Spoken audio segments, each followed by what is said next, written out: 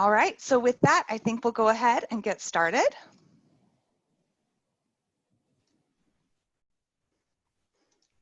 So again, welcome. I am so pleased that you all can join us today. This is the 50th anniversary of Earth Day, and it is an honor to celebrate it with you by congratulating the 2020 Washington Green Ribbon School honorees. But before we announce them, I would like to thank everybody on the call today for the many ways you support student learning and well-being, especially during this challenging time of a global pandemic.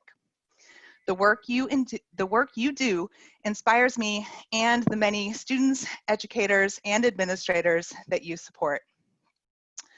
I would also like to thank the Office of the Superintendent of Public Instruction, or OSPI, and Superintendent Chris Rakedahl for supporting the Washington Green Ribbon Schools program. From OSPI on the call with us today, or who have supported the program throughout the year, include the following: Dr. Ellen Ebert, she's the Director of Science, Environment, and Sustainability; Sabrina Wade, our team's Administrative Assistant; Hillary Seidel, Teacher Awards Program Coordinator; Ben King, Communications; Morgan Powell, Facilities; Ken Turner, Learning and Teaching, Physical Education; Dan Teeter, Career and Technical Ed; Kathy Taylor, our Assistant Superintendent for Learning and Teaching; Judy Decker, her assistant, and so many more people, and I'm sorry if I neglected to say your name, but I appreciate your support nonetheless. Also joining us today are representatives from our award-winning schools and districts and partner organizations who support implementation of Washington's Green Ribbon Schools program. Today, we'll learn a bit about the program, meet our program sponsor and the schools and districts who have earned the award, and meet some of our Washington Green Ribbon Schools program partners who support this work at the local, regional, and statewide levels. I'm just gonna pause and make sure we have everybody in the room as they're joining. Awesome, thank you, Sabrina.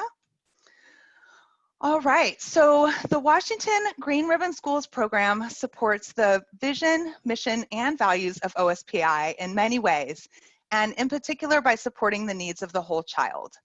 The program focuses on recognizing schools that provide integrated, hands-on learning opportunities for all students. These programs are rooted in community values and supported by community resources.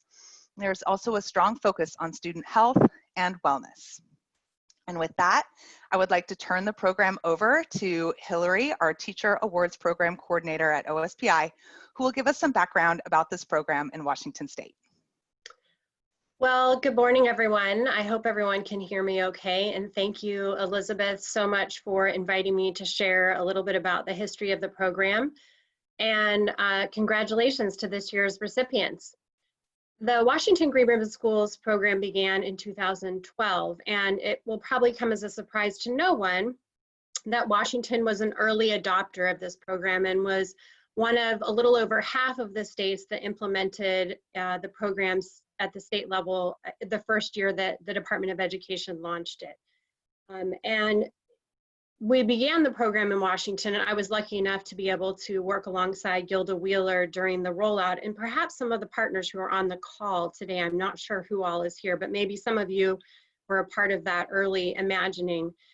I'm sure it will come as no surprise to any of you that those first conversations took place in a very Washington-specific way, really focused on collaboration and a rigorous and detailed selection process. It was, at the very beginning, extremely important for the folks who were doing the work at the State Department and also all of the partners that Washington's program served as a model for excellence in the nation. And indeed, it has emerged as one.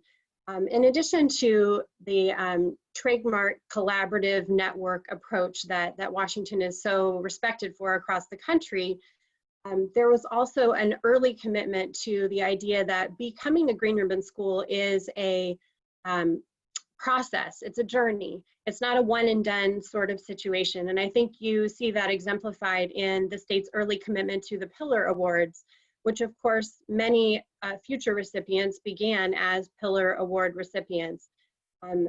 It really is a testament to the strength of the program that folks and schools who are recognized with Pillar Awards move on to become Green Ribbon schools. And I think it's something that we can all look forward to, more and more of that great work that's happening at schools being celebrated as schools and districts work their way up from Pillar to Green Ribbon School. And all of this culminates with the fact that in Washington, I think folks who win the award here can be sure that their recognition is part of a long tradition of excellence, and that it is richly and collaboratively deserved. And I think that even in times when we're sadly not able to come and visit your wonderful campuses and see all of the great work that's happening, you should know that the same thoughtful observation and detailed reflection that really exemplifies all the award programs in Washington went into your selection as well. And I think I can speak for the whole agency when I say we're all very proud of you, and we can't wait to be able to celebrate in person in the future. And with that, I'll go ahead and hand it back to you, Elizabeth. Thank you so much, Hillary. That is just a wonderful overview of our engagement in the program throughout the years. I think now we're in our 7th year of the program. And I wanted to share that, as you alluded to, the program has multiple levels. So 2 of our honorees this year actually received Pillar Awards or Green Leader Awards in 2 of the pillars before receiving this recognition as a Washington Green Ribbon School, and their applications really reflected the level of effort that has gone into engaging students and teachers in all of the different areas of this program. After schools get recognized by one of the Green Leader Awards, or sometimes they go straight to the level of all pillar success, which is the Green Ribbon Schools Award, the Washington Green Ribbon Schools Award. So how schools or districts become Washington Green Ribbon Schools is by submitting their application to OSPI and being chosen as a nominee for the U.S. Department of Education Green Ribbon Schools program. So each state voluntarily participates in the program if they choose, and anybody who we in Washington State send on for consideration to the U.S. Department of Education automatically is recognized as a Washington Green Ribbon School. And then the U.S. Department of Education reviews the applications and decides if we agree about the quality of applicants. And if they agree, then they acknowledge our nominees at the federal level as U.S. Department of Education Green Ribbon Schools. So I wanted to clarify the difference between those levels. So I'll share a few highlights and then we'll hear directly from our nominees. Pillar 1 is all about reduced environmental cost and impact. And together, these 5 schools and districts have reduced environmental impact and cut financial costs through energy and water conservation, alternative energy production, waste reduction, and supporting alternative travel modes like bus ridership, carpooling, walking school buses, and bike to school days. In Pillar 2, schools and districts have prioritized student health and wellness in a number of ways that include providing school counselors, recess alternatives, positive behavioral intervention supports, sensory libraries, and more. They have encouraged student nutrition through school gardens, scratch cooking, food share programs, and healthy snack guidance. They have championed physical education in the outdoors and the use of best management practices for asthma. In Pillar 3, our schools and districts have gone beyond STEM, which is science, technology, engineering, and math, and it is wonderful in its own right, but they have built integrated environmental education opportunities that connect science and social studies with what I have heard called STREAM, which is science, technology, reading, engineering, arts, and math. They have built outdoor learning areas, encouraged their students to engage in problem solving, teamwork, and communication to help their communities solve local environmental problems. So as we mentioned early on, today we are celebrating the 2020 Washington Green Ribbon School honorees. And in alphabetical order, they are Carl Sandburg Elementary and Discovery Community Schools, which are 2 schools in 1, Montessori Children's House, Pullman Public Schools, Seattle Public Schools, and the Wahluke School District. Congratulations to all of you. And now I am happy to welcome Debbie Harris, the Vice President of Field Relations, and Brian Goodman, Assistant Vice President of Field Relations. Both are here representing our program sponsor, California Casualty. California Casualty supports the Green Ribbon Schools program in 3 Western states. They provide cash awards directly to schools or districts that we nominate to the U.S. Department of Education's program. And with that, I would like to turn the microphone over to Brian Goodman. Thank you, Elizabeth. And by the way, Debbie is not here today. She meant to be here, but she couldn't join me after all, Elizabeth, but I appreciate that introduction. Hello, everyone. I'm Brian Goodman, Assistant Vice President here at California Casualty, and I'm happy to join you all today representing California Casualty as your local Green Ribbon Schools corporate sponsor. This is California Casualty's 5th year participating and partnering with the Washington Green Ribbon Schools program. So I want to say congratulations to all the 2020 Washington Green Ribbon School recipients. So just a side note, California Casualty has aligned with the National Education Association and the Washington Education Association since 2001 to provide a specialized auto and home insurance product designed specifically for teachers and educational support professionals across the country. We also participate in various ways to support the education community, and we're proudly supporting one such as the Washington Green Ribbon Schools program here. So under normal circumstances, I love visiting the schools and districts personally with Elizabeth and her team to recognize such good work. Seeing the individual projects firsthand, that's the most fun for me. But for today, I'd like to again congratulate all 5 Green Ribbon recipients for your accomplishments addressing the environmental issues that all of us face on a daily basis. So I have a $1,000 award for each recipient, which can be used to further develop your Green Ribbon programs at the school or at the district level. So these checks are in the works, and they should be to all of you within just a couple of weeks. So I'm just continually impressed with our Washington Green Ribbon Schools, and I want to thank you all so much, and just please keep up the good work. Much appreciated. Thank you so much, Brian. We appreciate your support of the program, and it always is so much fun to travel with you to the schools, and I hope over the course of the next year we'll find an opportunity to do something like that. Time will tell. So before we meet our honorees, I am so happy to share that earlier this morning, the U.S. Department of Education announced that all 5 of our nominees were confirmed at the national level. And so these schools and districts are now all U.S. Department of Education Green Ribbon Schools or Green Ribbon School District Level Sustainability Awardees, which is a lot to say. But I'm so proud of you all for the outstanding work that you have done, and I congratulate you. And without further ado, I would like to introduce you to our team leads of the 2020 Washington Green Ribbon Schools applications. First on our agenda is Lori Pierce. And I've been really happy to have met Lori a couple of times as Lake Washington School District was awarded last year as a district honoree.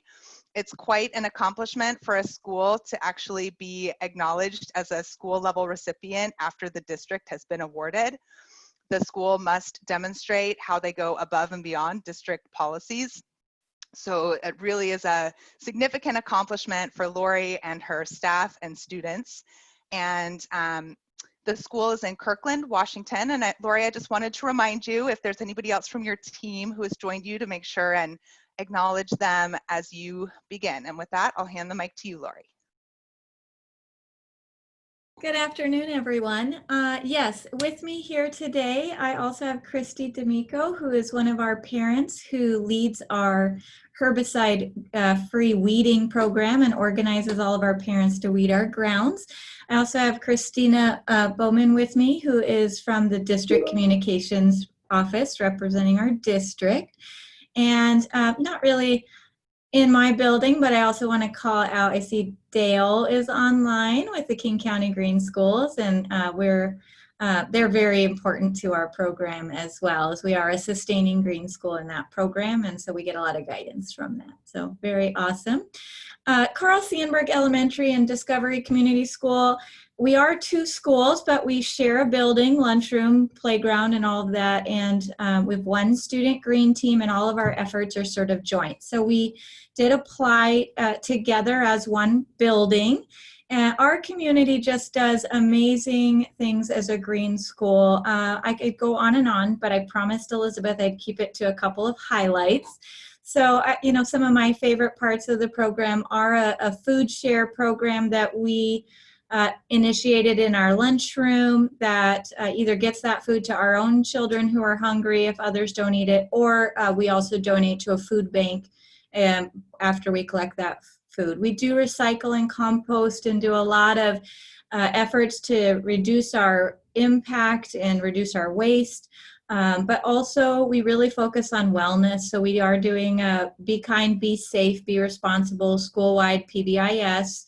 We have developed sensory libraries. We have developed an alternate recess that we call the Peaceful Patio for students who need a little something different. And we do a lot with social emotional learning in that Peaceful Patio space. We also are herbicide free. Our parent volunteers weed our entire campus without the use of any chemicals to support our students' health and well-being that way, as well as things like no idle policies and a number of efforts. And we believe strongly in getting our students involved. So we have a student green team that has actually become a little unmanageable at 125 students, or almost 25% of our student population in grades 2 through 5. But they are the ones we like to get them out doing tours about our green efforts. They participated in the Green Stride Tour. Nobody wants to hear more from me, but it's really fun to hear from the students about what they think about being a green school and the efforts. So I'm just so pleased with the entire team. I didn't do this, we did this, and my whole community has been involved, as well as King County Green Schools, who does a lot with us to support our efforts. So I just really appreciate that there are so many supports in the district to make it so that we can create a world that benefits our students. We say at Sandburg and DCS that our mission is to create endless possibilities for students, and we believe that being a green school and doing environmental and sustainability education and civic activities really does lend to a world that will have endless possibilities for our students in the many years to come. So thank you very much for the honor. Thank you, Lori. It's well deserved. And I just want to especially thank you for your dedication to the Washington Green Ribbon Schools program and all the opportunities you've provided to your students and staff. We appreciate your leadership and your willingness to support parent and community-based initiatives in your school. It was fun and educational to visit your school and meet your student ambassadors as part of the Lake Washington School District stop during the 2019 Green Strides Tour. And next up, we have Catherine Stewart. She is the garden specialist for the Montessori Children's House in Redmond, Washington. Catherine, as you begin, just a reminder to acknowledge anyone from your team who is with you on the call today. And make sure you unmute your mic. Perfect. Hello, everybody. My name is Catherine, and I am the garden specialist and one of the green team teachers at Montessori Children's House. Some of my coworkers who unfortunately could not join us today are our principal, Jennifer McConnell, and a few of our other teachers, Miss Jessie and Mr. Mark and Miss Alex and Mr. Ben have all been really involved in our green team efforts, as well as we are also part of the King County Green Schools teams. So our school provides a wonderful nature experience for our students, and from the garden, we've got extensive gardens and nature trails and the classrooms and all the playgrounds. These spaces are really helping to instill a love of nature in our students. And we really want to give students the solid foundation so that then we're able to teach them more about sustainability and healthy living. Our student-based green team was founded about 10 years ago, and since then we've had the opportunity to help our school and our community to think more thoroughly about the choices that we make every day that may seem small but actually have a larger impact. A few highlights from the year were energy tracking, plastic bag recycling competition, and we started a new farm plot. We began tracking our energy consumption to reduce our environmental impact and costs. It was a big job tracking years of bills, but we got some cool graphs and some information that we were able to share with our community and will use in planning to make more positive changes in the future. We participated in collecting plastic bags and other films from our community members and sending those to be recycled rather than ending up in a landfill. And we also started a small farm plot off-site in addition to our gardens we already have on-site. And the farm will be used to better serve our community fresh vegetables as well as continue our nutrition education. This year, we were able to donate 225 pounds of pumpkins to the local food bank and are looking forward to helping this project grow even more. Thank you, everyone, for the consideration and being able to join you today. Awesome. Thank you so much, Catherine. I look forward to one day visiting your school campus and seeing your amazing outdoor learning spaces, including your wetland.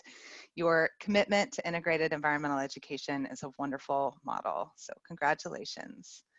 And next, we will hear from Shannon Foch.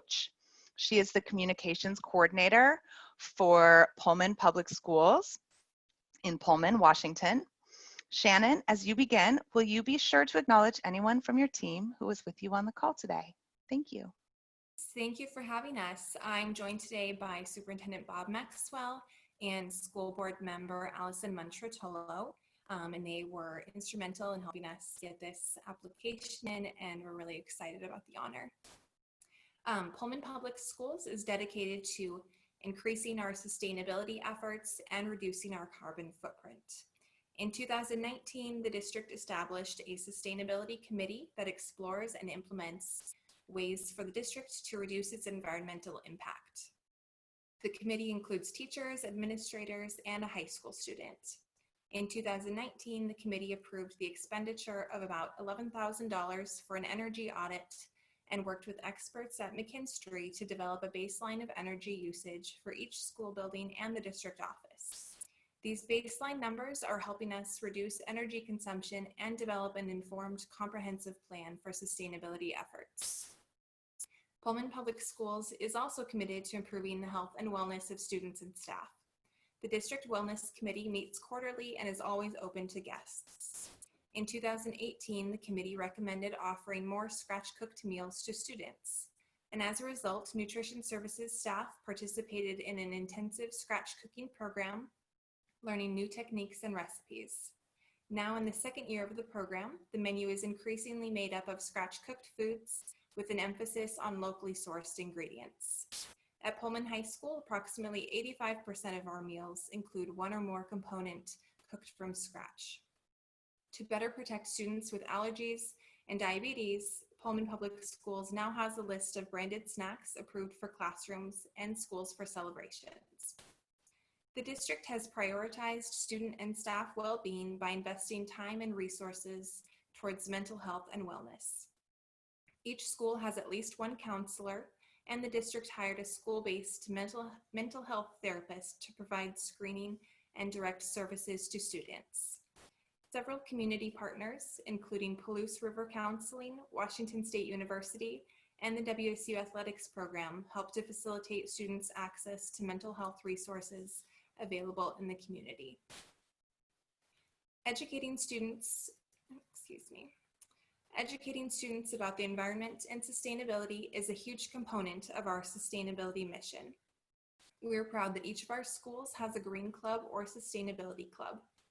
The district has established partnerships with several local and regional organizations to help advance this effort. One example is an outdoor learning lab at Jefferson Elementary. The Jefferson PTA joined with Washington State University's Landscape Architecture program to create a space for outdoor learning. Volunteers from the PTA and the WSU Center for Civic Engagement worked with students and staff to build the 5 learning zones, including a small amphitheater, an edible garden, a nature journaling area, and a pollinator garden. Pullman Public Schools has partnered with Pacific Education Institute, or PEI, since 2018 to provide teachers with high-quality professional learning to advance science literacy and deepen student engagement by empowering educators to teach real-world science outdoors. The training started with 5th grade teachers, specifically for use at the annual outdoor education camp for 5th graders, and has expanded to include teachers from grades K through 12. The field STEM training and commitment provided by PEI staff to teachers help the district staff and students understand the value of natural resources and the ecosystem, and that the economic opportunity they provide are the foundation of the Pullman community. A great example of both civic and environmental education. This year, 2nd graders in 2 classes at Franklin Elementary wrote and delivered letters and then presented their case to the Pullman School Board, urging the school district to plant more trees. Reasons cited by the 2nd graders included enhancing the habitat for animals and adding beauty and shade to the school. Lincoln Middle School students worked with the Booster Club to plan and participate in an unprecedented 2019 Earth Day event. All 650 plus students in the school spent a portion of their day caring for the earth. Groups of students traveled to various corners of the Pullman community to clean trash from streams, parks, trails, and more. We are grateful for the collaborative efforts of our staff, our students, and our entire community in supporting sustainability. Every contribution has combined to make a collective impact, and we look forward to continuing the positive momentum. Thank you. Wonderful. Thank you, Shannon. I am inspired by your commitment to nutrition through local ingredients and scratch cooked meals. And I look forward to seeing your program continue to grow. I also really appreciated the partnerships you highlighted and the civic engagement demonstrated by students of all ages in your application and your presentation today. Next up is Rena Faamoy Cross, the Resource Conservation Specialist for Seattle Public Schools in Seattle, Washington. Rena, as you begin, just a reminder to acknowledge anyone from your team who was with you on the call today. Great. Can you hear me? Yes. Okay. So thank you, Elizabeth, for this opportunity to talk about sustainability successes at Seattle Public Schools. Today, I'm joined on the call by my fellow resource conservation specialists, Graham Goodman and Ian Brown. And I also see Meredith Lohr, our partner at Washington Green Schools. So sustainability is always a work in progress. We have some good policies and procedures, as well as several school board resolutions guiding our work. And we're in the process of updating those as we speak. So I'm part of a 3-person resource conservation team, and we focus on analyzing utility bills for energy, water, and waste, as well as engaging students and staff in conservation efforts. Our capital team builds beautiful, sustainable new schools and renovates our older historic buildings. And our average of our energy use intensity at our new buildings is 18. And when we add renewable energy like solar panels, we're hoping to get to net zero. So our team works closely with capital on those sustainability details and in the design and operations. We also have a 4-person retro commissioning team that fine-tunes the operations of all of our buildings, and they submit the reports to the Seattle Building Tune-Up Program. And this helps keep our buildings running as efficiently as possible, both in the older historical buildings as well as the new ones. And a strong part of our success is our community partnerships. We work closely with our utility providers to find retrofits and rebate opportunities for those behind the scenes wins. We also work with community organizations like Washington Green Schools and YMCA for work with students directly in the schools. And as many of you know, Washington Green Schools offers certification in 6 different environmental categories. The resource conservation team helps support that work that the students do with data for energy, water, and waste. And we've also worked closely with Washington Green Schools and the EPA to create the School Food Share Toolkit and have piloted a program in 4 of our schools. That partnership has connected us with Operation Sack Lunch and helped us divert thousands of pounds of food from the landfill. And especially during this pandemic, what with the disruption to our breakfast and lunch programs, we've helped be able to divert some of the food that was not able to be served and given it to the local community. We have a self-help team that assists schools with gardens and other on-site projects and coordinates the work of hundreds of volunteers every year to work both in the gardens and on other projects. Our YMCA Earth Service Corps has clubs in all of our larger high schools, and communications is a two-way street. So we provide information for our partners to share with students and staff, and we get reports back from them on the work in the schools. And as far as civic engagement, some of our high school students have traveled to Olympia to watch the process of the legislature in action and been able to comment on bills. So it's fantastic to be able to support the work of these students and give them opportunities to be our environmental stewards in the future. So back to you, Elizabeth. Thank you, Rena. Seattle Public Schools has done a wonderful job of managing the environmental footprint of your school buildings and grounds while leveraging partnerships and community resources to benefit students and teachers across all 3 pillars. So thank you for all of your efforts. And last, but certainly not least, is Chuck Hubbard. He is the K through 12 grades Science and STEM coordinator for the Wahluke School District in Mattawa, Washington. Chuck, just a reminder to acknowledge anyone from your team who is with you on the call today. Yes, ma'am. My colleague Derek Hunsacker is here on the call with us today. He is our district garden and sustainability specialist. I am currently in his classroom right now. This is the elementary greenhouse in our elementary learning garden that I'm in currently. This is a new space that we built this year to provide some of the hands-on learning opportunities for the students in our district. We have a greenhouse at the junior high and a greenhouse at the high school, but this one is for the elementary kids to come in and get some of those authentic learning experiences, trying to connect the stuff from some of their science lessons to the actual real world around them, give them some hands-on learning and places where they can come and do some things outside of the regular classroom environment. Yeah, a lot of stuff was going on this year. Education-wise, Derek, our sustainability coordinator, partnered with our local medical clinic to provide some SNAP Ed nutrition and gardening classes after school. And they taught kids about how to grow and prepare healthy food.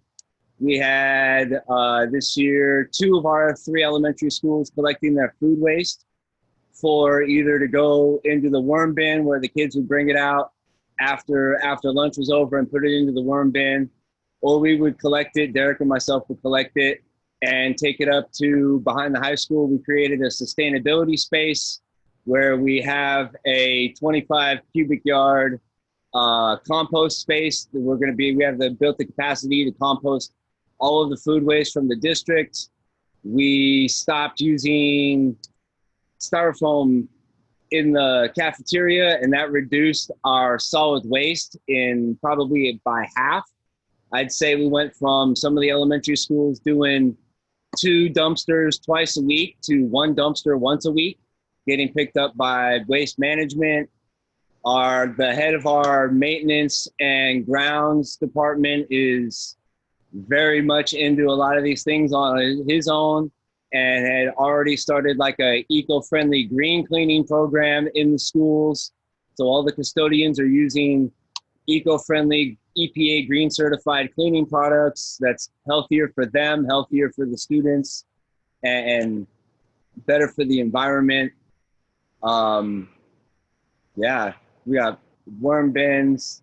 There's the Washington Green Schools organization has been helpful providing training for a lot of our teachers and myself and Derek. And yeah, there's a lot of people to thank. It's not just me, myself, and him, really. I was just put in a position this year that's a district-wide and was able to kind of connect a lot of the dots for things that people were already doing independently. I just, documented it. So thank you to the Washington Green Schools Organization, OSPI, and California Casualty for recognizing us. We appreciate it. You're welcome. Thank you. I am impressed by the way that the Wahluke School District has integrated real-life sustainability actions like composting, recycling, and growing food into lessons for students. Your Yeah, I want to add though, especially we have an incredibly high English language learner rate here in our district, and spaces like this and learning opportunities like this where it's hands-on are super important for that population of students to practice their English language acquisition, but also to just show that their fund of knowledge is wider than just what they can do in the classroom from a textbook.